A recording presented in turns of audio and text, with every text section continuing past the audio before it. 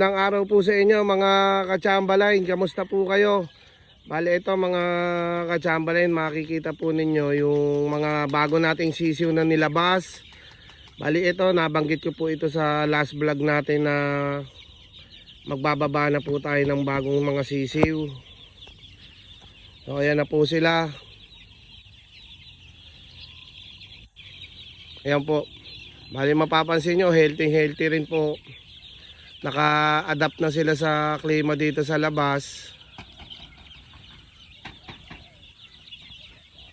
So ayan, malaya na sila. Ayan po. Ang gandang mga sisiw.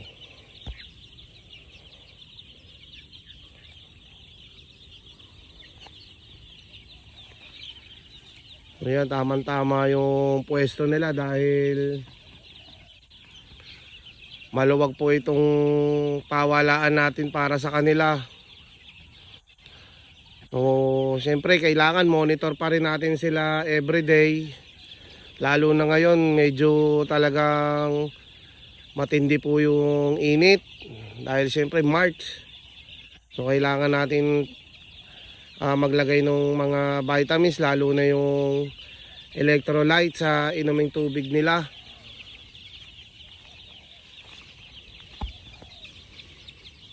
Ayan po. Nagliliparan pa, tuwan-tuwa. O iba naman nandito sa ilalim ng puno nung kiat-kiat. So ayan o, kitang-kita kung may activity sila. Gawin tayo dito. Ayan o, liliparan sila, naglalaro. Yung iba naman busy sa pagkakahig. Bago namin sila pinakawalan, siyempre pinakain po muna natin, pinainom, para paglabas may baon. So, sobrang ganda sa kasigla ng mga sisiw natin.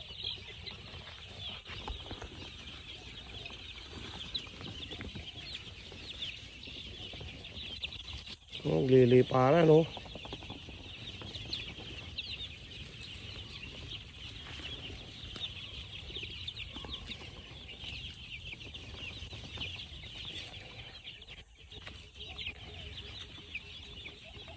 So yan, kitang-kita mga ka-Chamberlain na yung mga ibinaba natin dito. Yung mga bagong pakawala dito sa range, sobrang sisigla. Wala tayong nananamlay na sisiw. So yung monitor lang talaga kung ano yung kailangan nila, bibigay natin. Yung magkakaroon ng medyo tatamlay, normal lang po yun. Kailangan lang po talaga doon maaga lang makikita, maagapan para hindi lumala.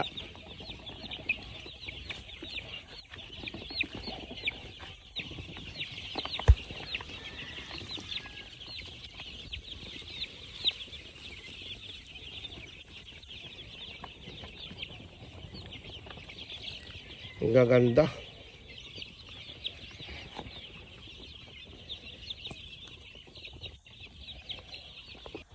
Ito naman mga ka-Chamberlain yung mas ahead dun sa mga pinakita ko sa inyo na bagong baba. Mas matatanda sila. Ayun, katatapos lang din kumain, mga namamahinga. Ayan, yung iba nasa galaan eh. Ayun, mga nagpapahinga sila. Malayo na rin po ang nararating nitong mga to eh. Ayun po oh. Puntahan natin. Ganon din po ito, yung pinakain muna namin, pinainom. Tapos saka namin pinakawalan.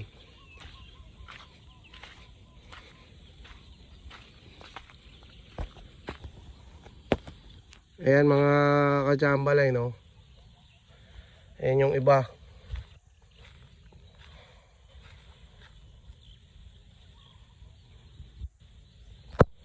Puro ano sila, kanya-kanya sila ng grupo. Kanya-kanya sila na pinupuntahan. Ito rin, meron dito, busy.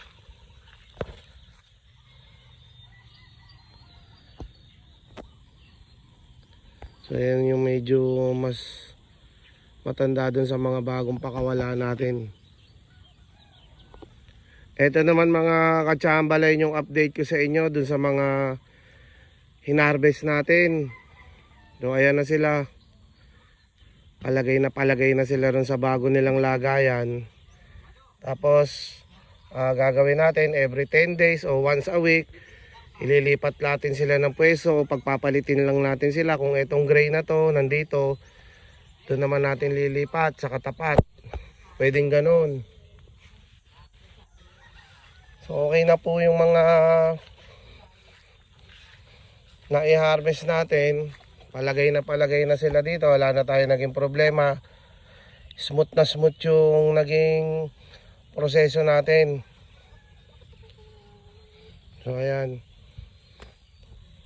Na ano na po yan, na dilaws na sila, napaliguan na. Tapos na bigyan na rin natin ng vitamin B complex para lumakas yung katawan nila, lumakas sila kumain. So ayan na mga katsamba, kita nyo po.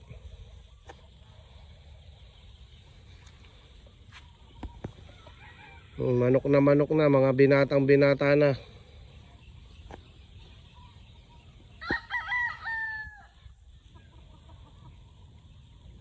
Dito naman tayo mga katsambaline sa range. Nung isang batch natin dito. Bali itong mga pulet, lalabas na rin natin sila. Para maiayos na rin.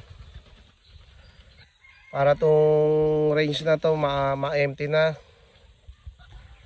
Tapos ma-disinfect natin. Mapa-general cleaning natin. Kasi malalaki na sila eh.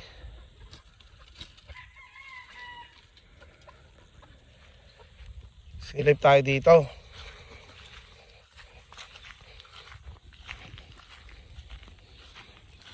So yung mga pullets, ipunin na natin. Siyempre para maliguan din tulad ng mga stags.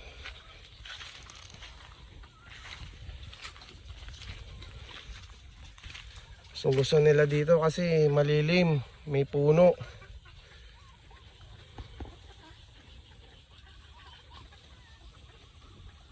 So ito yung ibang batch naman natin na to.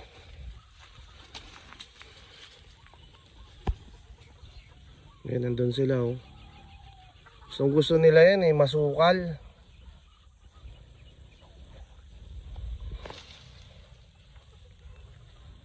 So mga katsambalay, hanggang dito na lang po muna. Gusto kong magpasalamat sa inyong lahat sa palagi nyo pong panonood. Maraming salamat po sa inyo. Mali hanggang sa susunod na lang po ulit mga katsambalay. Abangan nyo po yung bago nating vlog. Hanggang dito na lang po. Maraming salamat po. God bless.